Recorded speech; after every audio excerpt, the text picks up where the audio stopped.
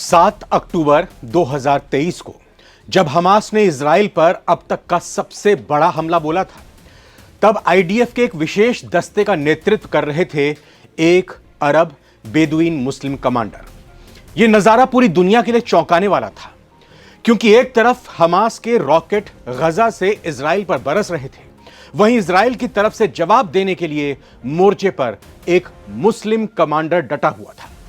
यह नजारा बताने के लिए काफी था कि आज इजराइल और फिलिस्तीन के संघर्ष में समीकरण किस तेजी से बदल रहे हैं। यह बताने के लिए काफी था कि इजराइल पूरी तरह से तैयार है हर उस मुस्लिम मुल्क से निपटने के लिए जो मुसलमान के नाम पर उसके खिलाफ हो रहा है।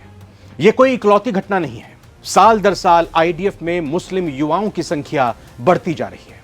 साल 2018 में जहां 436 मुस्लिम युवा इजरायली सेना में भर्ती हुए थे, वहीं 2019 में यह आंकड़ा 489 पर पहुंचा और साल 2020 में 606 युवाओं ने अपनी मर्जी से इजराइल डिफेंस फोर्स का हिस्सा बनना चुना। और हैरानी की बात तो यह है कि इनमें से ज्यादातर सीधे सीधे कॉम्बैट यूनिट्स यानी युद्ध लड़ने वाले दलों में शामिल हुए। तो कौन है ये बेदुइन जो इजराइल के लिए अपनी जान देने को तैयार हैं, दुश्मन की जान लेने को तैयार हैं? ये युवा सिर्फ नाम के मुसलमान नहीं हैं, ये बेदुइन है, एक ऐसा अरब मुस्लिम समुदाय जिसकी जड़ें सऊदी अरब से लेकर मिस्र के सिनाई तक फैली थी। ये लोग कभी रेगिस्तान में अपने ऊंटों और भेड़ों के साथ घूमा करते थे, लेकिन जब साल 1948 में इजराइल बना, तब कई बेदुइनों ने यहूदियों का साथ दिया। उन्होंने खुफिया जानकारियां दी, रास्ते दिखाए और कई बार जासूस की भूमिका भी निभाई। इजराइल ने उनके इस योगदान को सराहा, इसे स्वीकार किया और साल 1950 के दशक में नागरिकता देकर उन्हें स्थायी बसावट का हक दिया।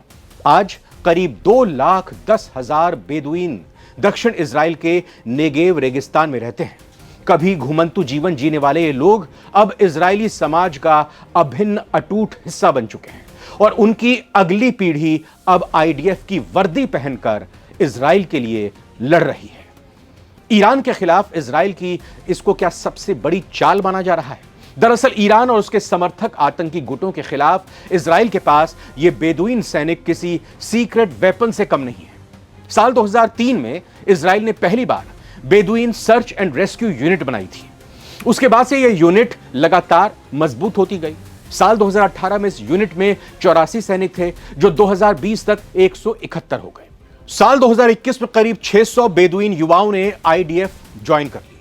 आज हर साल औसतन 450 बेदुइन युवा इजरायली सेना में वॉलंटियर बनते हैं। मतलब ये युवा अपनी मर्जी से इजराइल की आर्मी में अपनी सेवाएं देते हैं। सबसे दिलचस्प पहलू यह है कि इन यूनिट्स में 40% सिपाही मुस्लिम तो हैं ही, उनके साथ ईसाई और सर्केसियन समुदाय के युवा भी कंधे से कंधा मिलाकर लड़ाई लड़ रहे हैं। गजा बॉर्डर, इजिप्ट सीमा और नेगेव जैसे संवेदनशील इलाकों में इन यूनिट्स को खास तौर पर तैनात किया जाता है। इजराइल के सैन्य अधिकारियों के मुताबिक बेदुइन सैनिकों को उनकी अद्भुत ट्रैकिंग क्षमता, रेगिस्तान में जिंदा रहने की कला और दुश्मन पर सटीक हमला करने की दक्षता के लिए जाना जाता है। यही उनका हुनर है। मिडिल ईस्ट एशिया की राजनीति इस वक्त अपने सबसे पेचीदा दौर से गुजर रही है। एक तरफ ईरान खुद को इस्लामी दुनिया का रहनुमा साबित करने में जुटा है, तो दूसरी ओर एक सच्चाई ऐसी सामने आ रही है जिसे देखकर खुद तेहरान भी असहज महसूस कर रहा होगा। जिस मुस्लिम दुनिया को ईरान अपने झंडे तले एकजुट करने का सपना देखता है, उसी मुस्लिम समुदाय के युवा इजराइल के झंडे तले हथियार उठाकर उसी ईरानी समर्थित आतंकवाद के खिलाफ, उसी ईरान के खिलाफ जंग लड़ रहे हैं। यह तस्वीर न सिर्फ खाड़ी देशों बल्कि पूरे इस्लामी जगत के लिए हैरानी का सबब बन गई है। इजराइल की फौज आईडीएफ यानी इजरायली डिफेंस फोर्स में अब यह दृश्य आम हो जा रहा है, जब अरब मुस्लिम युवा अपनी मर्जी से हथियार उठाकर जंग के मैदान में उतरते नजर आ रहे हैं। खास बात यह है कि इजराइल में मुस्लिम समुदाय पर सैन्य सेवा का कोई दबाव नहीं है। उन्हें सेना में भर्ती होने के लिए बाध्य नहीं किया जाता। दरअसल इजराइल की रवायत है कि यहां जो भी पुरुष हैं उन्हें 32 महीने और जो भी महिलाएं हैं उन्हें 24 महीने इजराइल की सेना में काम करना कंपल्सरी होता है। लेकिन इन मुस्लिम समुदाय के युवाओं के लिए ऐसा नहीं है, लेकिन फिर भी वो सेवाएं दे रहे हैं। फिर भी सैकड़ों की संख्या में युवा वर्दी पहनकर उन दुश्मनों के खिलाफ हथियार उठा रहे हैं जिनकी पीठ पर ईरान का हाथ है। मुसलमानों के हाथों नेतन्याहू को क्या ताकत मिल रही है? वाकई इस पूरे सिनेरियो में सबसे रोचक बात यह है कि इजराइल के प्रधानमंत्री बेंजामिन नेतन्याहू, जिन्हें अक्सर कट्टर राष्ट्रवादी कहा जाता है, उनकी सेना में आज मुस्लिम सैनिक ही सबसे बड़ी ताकत बनते जा रहे हैं। एक वक्त वो भी था जब साल 2013 तक इजरायली सेना में मुश्किल से 10 की संख्या में अरब मुस्लिम युवा सालाना भर्ती होते हैं, लेकिन आज ये संख्या सैकड़ों में पहुंच चुकी है। ईरान और हमास जैसे दुश्मनों के लिए इससे बड़ा झटका और भला क्या हो सकता है? जिस इजराइल को इस्लाम का दुश्मन बताकर मुस्लिम दुनिया को भड़काना चाहते हैं, उसी इजराइल की सेना में मुस्लिम कमांडर आगे बढ़कर उनका सफाया कर रहे हैं। यह तस्वीर इजराइल फिलिस्तीन संघर्ष की जड़ में बैठे पुराने नैरेटिव को तोड़ रही है। अब सवाल यह है कि जब जंग के मैदान में मुस्लिम युवा खुद इजराइल के लिए लड़ रहे हैं, दुश्मन से लोहा ले रहे हैं, तो क्या ईरान के पास अपने मजहबी नेतृत्व का दावा करने का कोई औचित्य बचा भी है? शायद नहीं।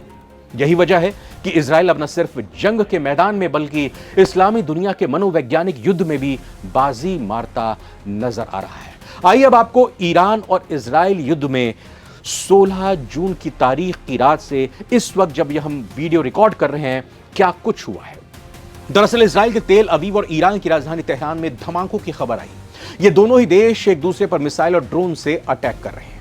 इस बीच इजराइल को G7 देशों का भी साथ मिल गया है, जो G7 समिट के शीर्ष नेताओं ने कहा कि वो ईरान को कभी भी परमाणु हथियार बनाने की इजाजत नहीं देंगे। इससे ईरान की मुश्किलें अब और ज्यादा बढ़ती देखी गई हैं। इजरायली राजदूत ने ईरान के साथ चल रहे युद्ध को लेकर रिएक्शन दिया है और उन्होंने कहा है कि ईरान के खिलाफ और ज्यादा आक्रामक कार्रवाई होगी। इजराइल के राजदूत येचियल लीटर ने पिछले साल हिजबुल्लाह के खिलाफ पेजर हमले का संदर्भ दिया और कहा कि हमने कई आश्चर्यजनक काम किए हैं, हमने दुश्मन को चौंकाया है। जब मामला शांत होगा तो अपने आप पता चल जाएगा कि हमने क्या कर दिया। ईरान ने एक बार फिर से इस बीच इजराइल को निशाना बनाया। इजरायली सेना ने कहा है कि ईरान की तरफ से रात में 3 बार अटैक किया। इस दौरान उसने कम से कम 10 मिसाइलें दागी। हालांकि ईरान की इस पर कोई प्रतिक्रिया नहीं आई है, कोई फीडबैक नहीं दी गई है। ईरान में काफी संख्या में भारतीय नागरिक भी रहते हैं, उन्हें अब निकालने के लिए ऑपरेशन शुरू हो चुका है। सभी लोगों को भारतीय दूतावास के संपर्क में रहने के लिए कहा गया है। उन्हें अपना कॉन्टैक्ट नंबर और लोकेशन शेयर करने के लिए भी कहा गया है। इसके बीच इजराइल ने रात के समय अचानक मिले मौके का फायदा उठाते हुए तेहरान में हमला बोल दिया और सटीक खुफिया जानकारी के आधार पर युद्ध के चीफ यानी ईरान की आर्मी के चीफ ऑफ स्टाफ, सबसे वरिष्ठ सैन्य कमांडर अली शादमानी को मार गिराया। वो ईरानी नेता अली खामनेई के सबसे करीबी व्यक्ति थे। यानी अंदाजा लगाया जा सकता है कि इजराइल कैसे चुन चुनकर एक एक बड़े शीर्ष कमांडर को ढेर कर रहा है ईरान के। इजराइल के कई शहरों में धमाकों की खबर भी मिली है। तेल अवीव के उत्तर में हरजलिया में भीषण विस्फोट हुआ है। ईरान के साथ चल रहा इजराइल का युद्ध अब एक तरह से कहें कि बिल्कुल अलग रूप ले चुका है। ईरान ने एक बार फिर से इजराइल पर अटैक किया। उसने भी मौका देखकर ईरान ने इजराइल पर हमला किया। 4 जगहों पर ईरान की तरफ से इजराइल में मिसाइल दागी गई। ईरान के अटैक से इजराइल के हरजलिया में एक 8 मंजिला इमारत बुरी तरह क्षतिग्रस्त हो गई। वहीं एक खाली बस में भी आग लगी। तेहरान में 110 भारतीय मेडिकल स्टूडेंट्स फंसे हुए हैं, उनको सुरक्षित रेस्क्यू कर लिया गया है, निकाल लिया गया है। इसके साथ साथ भारत के कुछ और लोग भी ईरान से निकाले गए हैं, क्योंकि हालात दिन ब दिन बिगड़ते जा रहे हैं। वो सभी आर्मीनिया के बॉर्डर से बाहर निकले हैं, अब उनको भारत में लाने की पूरी तैयारी की जा रही है। ईरान और इजराइल के बीच चल रहे इस युद्ध को लेकर चीन की भी एक सख्त वार्निंग सामने आई है। चीन ने बड़ा आरोप अमेरिका पर लगाया है। उसने सारा ठीकरा अमेरिका के ऊपर फोड़ा है और कहा है कि अमेरिका ही इस युद्ध का जिम्मेदार है। मिस्र, जॉर्डन और अन्य देशों ने इजराइल ईरान संघर्ष को रोकने की अपील की। इस बीच कई देशों ने एक संयुक्त बयान में मिडिल ईस्ट में बढ़ते तनाव की निंदा की। उन्होंने इलाके में शांति बहाल करने के लिए बातचीत का सहारा लेने का सुझाव दिया। डोनाल्ड ट्रंप ने भी कहा है कि ईरान से बातचीत के लिए अमेरिकी उपराष्ट्रपति जेडी वेंस और अपने मिडिल ईस्ट के राजदूत स्टीव विटकॉफ को वे भेज सकते हैं। यानी कि बातचीत का रास्ता अभी ट्रंप की तरफ से खुला हुआ है। ट्रंप ने कहा कि उन्होंने सीज फायर को लेकर ईरान से कोई संपर्क नहीं किया है। उन्होंने ये कहा कि अगर ईरान को बात करनी है तो उन्हें मुझसे संपर्क करना होगा, यानी ट्रंप से बात करनी होगी। सीज फायर को लेकर जो डील थी उसे ईरान को स्वीकार कर लेना चाहिए। इससे कई जान बच सकती हैं और बच भी सकती थी अगर ईरान पहले ऐसा कर लेता। ट्रंप ने कहा कि वो सीज फायर नहीं बल्कि ईरान के परमाणु हथियारों का अंत चाहते हैं। इस बीच इजराइल का पश्चिमी तेहरान पर भी हमला लगातार जारी है। इजरायली मीडिया के मुताबिक इजरायली रक्षा बलों की ओर से यह हमला किया जा रहा है।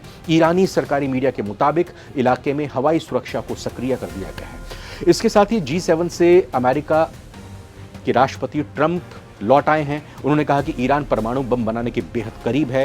उन्होंने कहा कि सीधी बात है कि ईरान परमाणु हथियार नहीं बना सकता, उसे इस मुद्दे पर सरेंडर करना ही होगा, इससे कम कुछ भी मंजूर नहीं होगा। तो हमने आज जैसा आपको बताया कि अमेरिकी राष्ट्रपति ट्रंप इस बीच रवाना हो गए हैं G7 मीटिंग से कनाडा में जो चल रही थी। ईरान परमाणु बम बनाने के बेहद करीब है, ये भी कहा। ये भी उन्होंने कह दिया है कि हम किसी भी कीमत पर इसको थोड़ा अगर आगे बढ़ाएं तो पूरी तरह से तैयार हैं ईरान के साथ बातचीत करने के लिए। अब बातचीत का रास्ता निकल कर सामने आता है या फिर अमेरिकी राष्ट्रपति ट्रंप ने जो कह दिया है कि हर हाल में ईरान को सरेंडर करना पड़ेगा, परमाणु का रास्ता उसका पूरी तरह से बंद है, उस पर ब्रेक उसको लगाना ही पड़ेगा। और ईरान की यह जिद है, खामेनेई की यह जिद है कि वो अपने देश के लिए ऐसा कर रहे हैं। और इजराइल ने भी कह दिया, नेतन्याहू ने भी कह दिया कि जब तक हम बेबस नहीं कर देंगे परमाणु के मामले पर ईरान को, तब तक हम चुप नहीं बैठेंगे, खामोश नहीं बैठेंगे, चाहे अमेरिका या दुनिया के कोई भी देश कुछ भी कहते हैं।